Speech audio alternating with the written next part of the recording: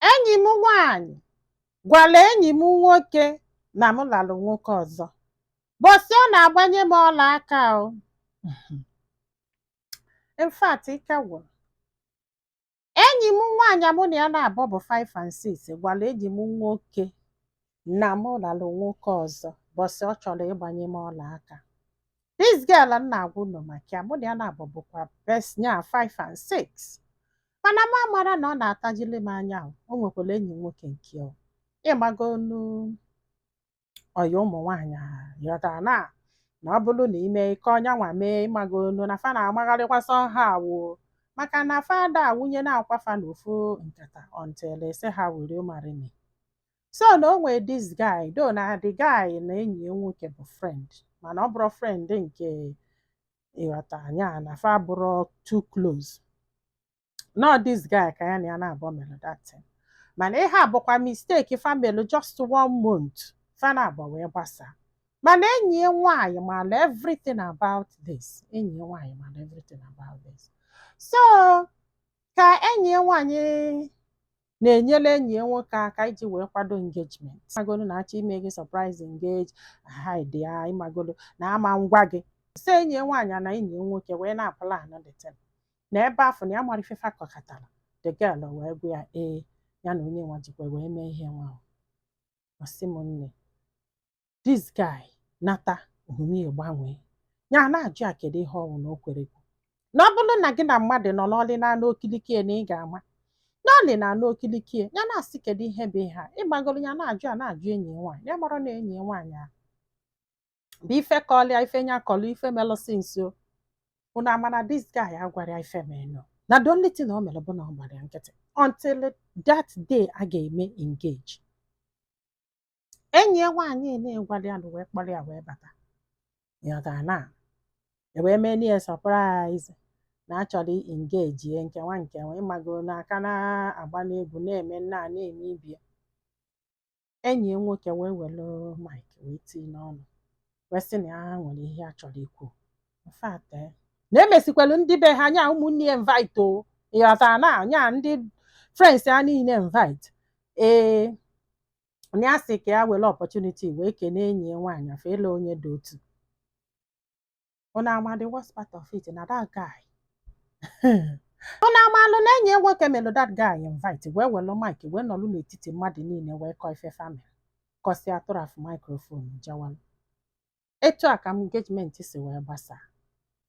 Na mana ife ọzọ nwụrụ ozini bụ na enyi ya nwaanyị gwara ya because na ndị mmadụ bịa na jibe n'ihe gwabie okwu si aka ihe iji akọrọ ụda akụkọ ijiderie osikwe nke ọfọ nke ịmago na atọ of iwu ọsị ha na enyi ya nwaanyị nọ best friend ya gwara ya nọ ife ọ gwara ya ma ọ ga-asị asị ọsị m nne ya wee rigolo deskia wee rigolo ndị mmadụ na-ejie ọsị m ihe a diska ime nkịta ọdụmma na ihe niile afọ ya na-ayọ anya gwa ya ife ya na eke anya ọnya mgbaghara kedu ife ya na ọgbụ ya nkịtị just to keep this thing just to go disgrace enye n'iru ndị mmadụ ọsọsọ ya nwakọbere ịkpa na this guy mere ife a kịta na-ejide gị ugboro na-abụ mgbe ha na-eme this relationship gbaghalụsị anya na ya jide gị ugboro na-abụ wit ụmụ nwaanyị ndị ọzọ ndị ya ma friends ya o gbaghalụsị anya fa na-abụ ka na-atọ o wee nụ na ya mere ife dị otu wee bụrụ na engagement hall ya ka o kwuru ya.